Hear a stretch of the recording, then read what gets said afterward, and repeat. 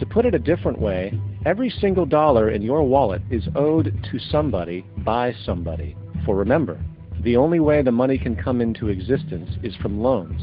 Therefore, if everyone in the country were able to pay off all debts, including the government, there would not be $1 in circulation.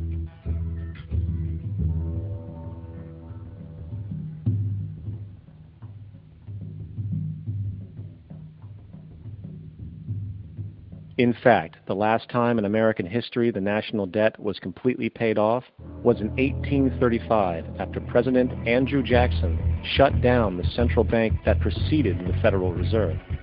In fact, Jackson's entire political platform essentially revolved around his commitment to shut down the central bank, stating at one point, "The bold efforts the present bank has made to control the government are but premonitions of the fate that awaits the American people, should they be deluded into a perpetuation of this institution or the establishment of another like it." Unfortunately, his message was short-lived, and the international bankers succeeded to install another central bank in 1913, the Federal Reserve. And as long as this institution exists, perpetual debt is guaranteed. Now, so far we have discussed the reality that money is created out of debt, through loans. These loans are based on a bank's reserves, and reserves are derived from deposits. And through this fractional reserve system, any one deposit can create 9 times its original value, in turn debasing the existing money supply, raising prices in society. And since all this money is created out of debt and circulated randomly through commerce, people become detached from their original debt, and a disequilibrium exists, where people are forced to compete for labor in order to pool enough money out of the money supply to cover their costs of living. As dysfunctional and backwards as all of this might seem, there is still one thing we have omitted from this equation. And it is this element of the structure which reveals the truly fraudulent nature of the system itself: the application of interest. When the government borrows money from the Fed, or when a person borrows money from a bank, it almost always has to be paid back with accrued interest. In other words, almost every single dollar that exists must be eventually returned to a bank with interest paid as well. But if all money is borrowed from the central bank and is expanded by commercial banks through loans, only what would be referred to as the principal is being created in the money supply. So then, where is the money to cover all of the interest that is charged? Nowhere. It doesn't exist. The ramifications of this are staggering, for the amount of money owed back to the banks will always exceed the amount of money that is available in circulation. This is why inflation is a constant in the economy, for new money is always needed to help cover the perpetual deficit built into the system, caused by the need to pay the interest. What this also means is that mathematically, defaults and bankruptcy are literally built into the system, and there will always be poor pockets of society that get the short end of the stick. An analogy would be a game of musical chairs, for once the music stops, somebody is left out to dry. And that's the point. It invariably transfers true wealth from the individual to the banks. For if you are unable to pay for your mortgage, they will take your property. This is particularly enraging when you realize that not only is such a default inevitable due to the fractional reserve practice, but also because of the fact that the money that the bank loaned to you didn't even legally exist in the first place.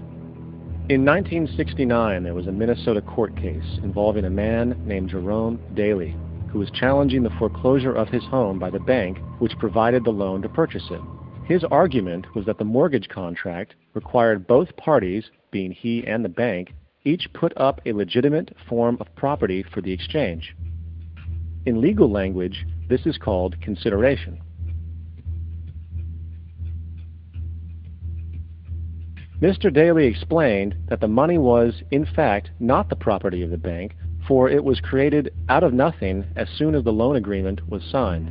Remember what modern money mechanics stated about loans? What they do when they make loans is to accept promissory notes in exchange for credits.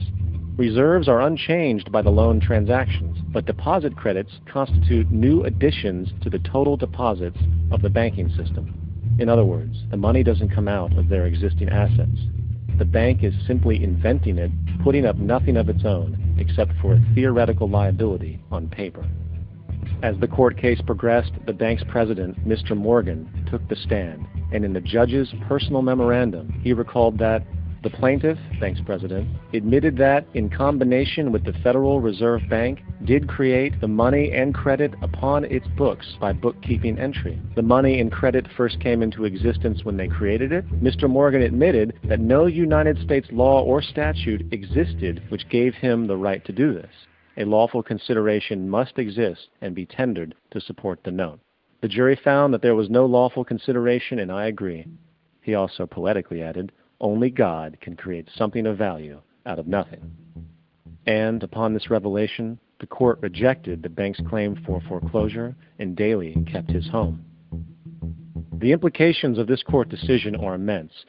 For every time you borrow money from a bank, whether it is a mortgage loan or a credit card charge, the money given to you is not only counterfeit, it is an illegitimate form of consideration, and hence voids the contract to repay, for the bank never had the money as property to begin with. Unfortunately, such legal realizations are suppressed and ignored, and the game of perpetual wealth transfer and perpetual debt continues. And this brings us to the ultimate question: why? During the American Civil War, President Lincoln bypassed the high-interest loans offered by the European banks and decided to do what the Founding Fathers advocated, which was to create an independent and inherently debt-free currency. It was called the greenback.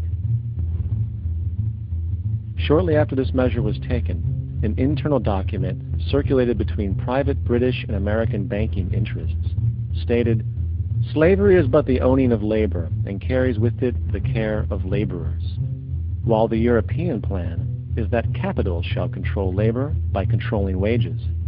This can be done by controlling the money. It will not do to allow the greenback, as we cannot control that." The fractional reserve policy perpetrated by the Federal Reserve, which has spread in practice to the great majority of banks in the world, is, in fact, a system of modern slavery. Think about it. Money is created out of debt. And what do people do when they are in debt? They submit to employment to pay it off. But if money can only be created out of loans, how can society ever be debt-free? It can't. And that's the point.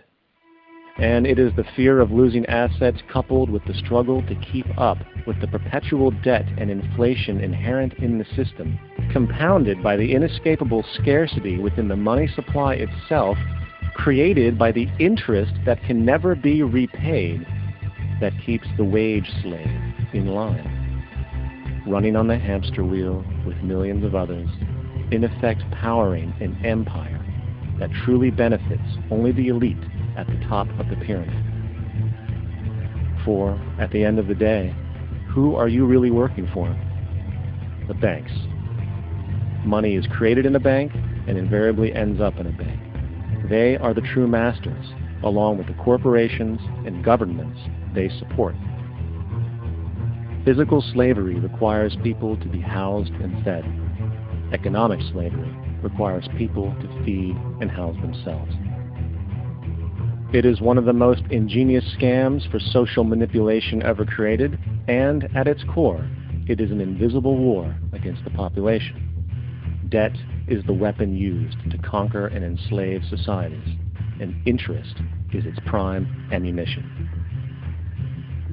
And as the majority walks around oblivious to this reality, the banks, in collusion with governments and corporations, continue to perfect and expand their tactics of economic warfare, spawning new bases, such as the World Bank and International Monetary Fund, while also inventing a new type of soldier, the birth of the economic hitman.